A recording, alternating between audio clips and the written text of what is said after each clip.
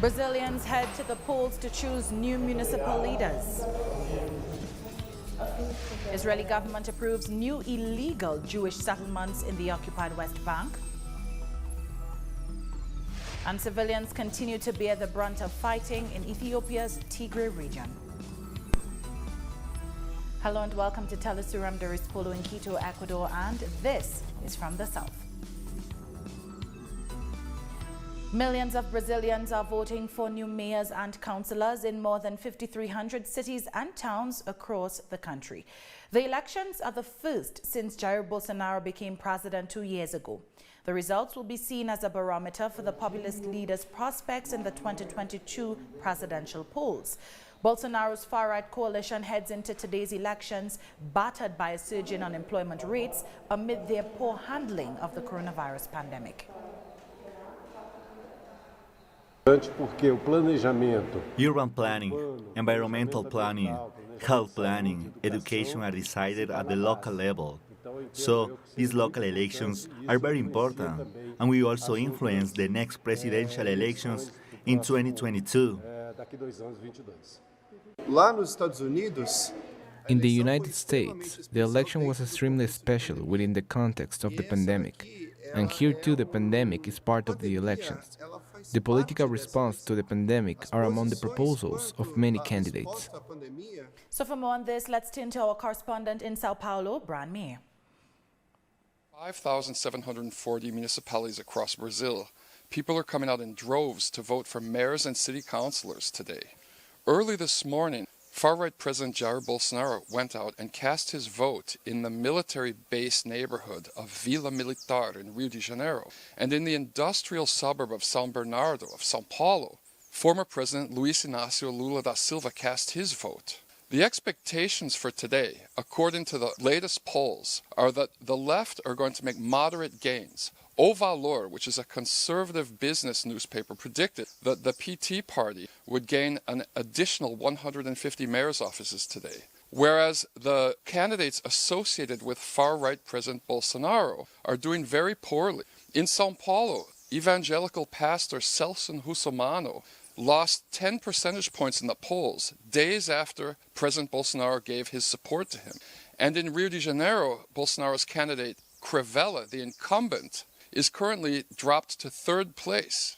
Both candidates apparently telling Bolsonaro to stop publicly supporting them because it was damaging their chances of winning the elections. Another thing that people are worried about today is that this election in itself is going to turn into a coronavirus super spreader event, as the death toll from the virus has been climbing. In the last 2 weeks, the number of deaths from coronavirus has proportionally increased by 15%. Our correspondent Brian Meyer bringing us that report. The head of the Peruvian Congress has demanded the immediate resignation of interim President Manuel Merino over the violent crackdown of protesters. Congress head Luis Valdez has also called an emergency session, and lawmakers are set to meet in person to debate a motion to oust Merino this Sunday. However, Merino has said he will not step down despite his own cabinet turning against him. At least 13 of Merino's ministers have already resigned. On Saturday, thousands of Peruvians gathered outside the Congress and Government Palace in Lima to protest ousted President Martín Vizcarra's impeachment over corruption allegations. At least 2 people were killed and 60 injured during a violent police crackdown on the rally.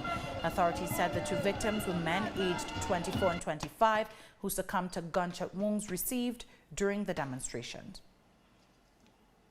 We have to continue like this. They will not silence us. We will not stop. We are together. We are all united. We are not terrorists. We are not violent. We are a people who wants to move forward. I think all the people are exhausted. We are all generally exhausted, not only because of Merino or Antero, but by the situation and the deficiency in health, education, and other sectors. I came to the march to reject this government that the Congress has perpetrated in our country. It is not only because of the vacancy of former President Vizcarra, but also because the education is in danger in this country, as well as the electoral reforms. I came to the march to support the people so that Merino and all the corrupt congressmen leave. They are all under investigation and none of them deserves to be in that position. They are all usurpers. Moving on, people in Honduras are fleeing their homes as Hurricane Iota forms in the Caribbean. Less than 2 weeks after the powerful storm Eta killed more than 200 across Central America, authorities on Saturday warned that Iota was likely to batter coastal areas of Nicaragua and Honduras. Authorities have ordered the evacuation of people in the area of San Pedro Sula, the country's second city and industrial capital, located 180 kilometers north of Tegucigalpa. The U.S. National Hurricane Center forecasts Tropical Storm Iota to become a Category 2 or 3 hurricane as it moves into the region by late Sunday or early Monday. I have witnessed how people have tried to go out and get the few things they have left. People walking, biking, motorcycles, looking for ways to pick up the little we have left since the water took almost everything. All the little things we had are gone, and here we have no help from anyone. We'll take a short break now. Don't go away.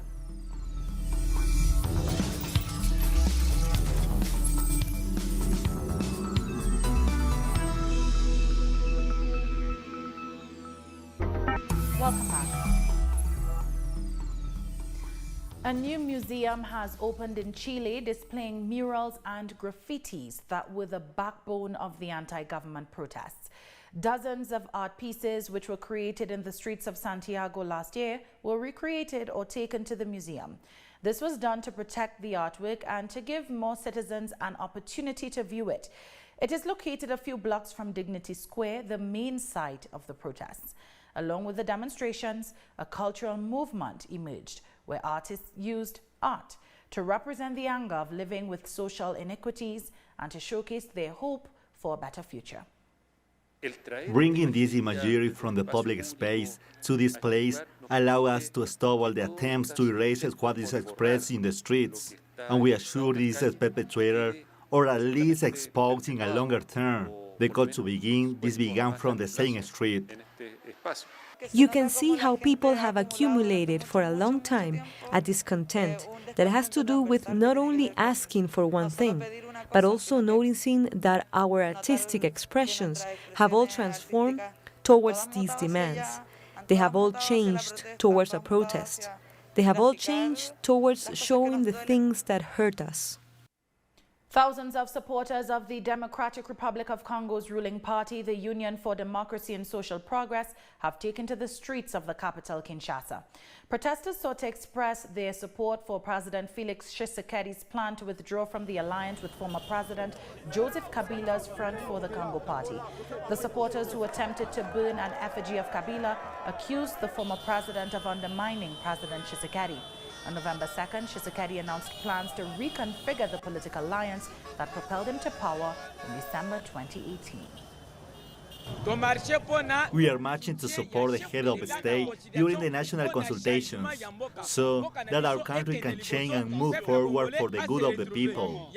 The president must make decisions in favor of the population. This is why for us, this is a moment to tell him that we are behind him, we support him, and we warn all those who want to put the interests of the population aside. Staying in Africa, the number of people who have fled to Sudan from the fighting between Ethiopian government forces and Tigray rebels has risen to at least 20,000. According to the UN, more than 12,500 crossed the Hamdayat border, while nearly 7,500 crossed from the south at Al-Lukdi in the last 7 days. Local and UN agencies are trying to assist the refugees who have been arriving in growing numbers with few possessions or provisions. Ethiopia's Prime Minister Abiy Ahmed ordered military operations in Tigray last week in response to attacks on 2 federal military camps by Tigrayan fighters. On November 11, 205 Ethiopian refugees were transferred to Al-Sharab camp, and on November 13, 1,115 were transferred to the Umrakuba camp in Gadaref. Former UN Special Envoy for Libya, Ghasani Salami, is hopeful that the latest round of talks between Khalifa Haftar's Libyan National Army and the Tripoli-based Government of National Accord will put an end to a decade of violence in the North African country. Salami's comments come a few days after the two sides agreed to appoint an interim government to organize the holding of elections slated for December 24, 2021. Libya plunged into violence after a 2011 NATO-backed uprising toppled and killed President Muammar Gaddafi. I'm very hopeful. I'm very optimistic.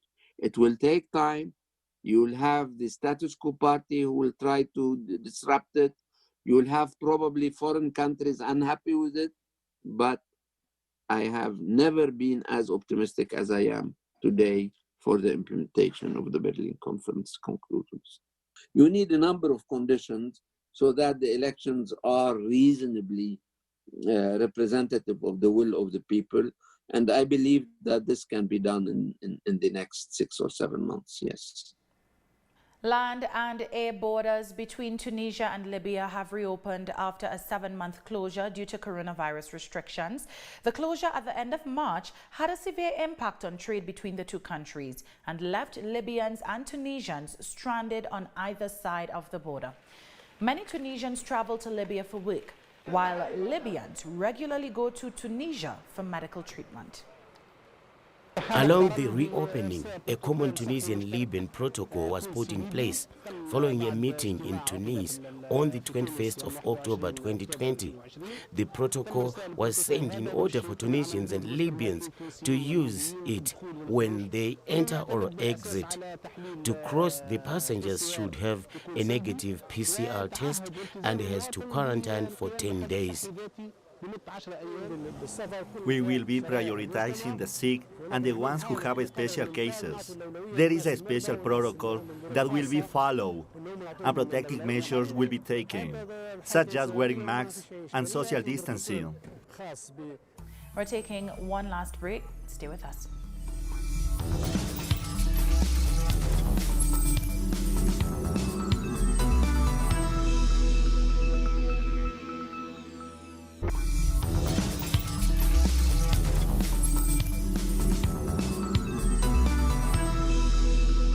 Welcome back.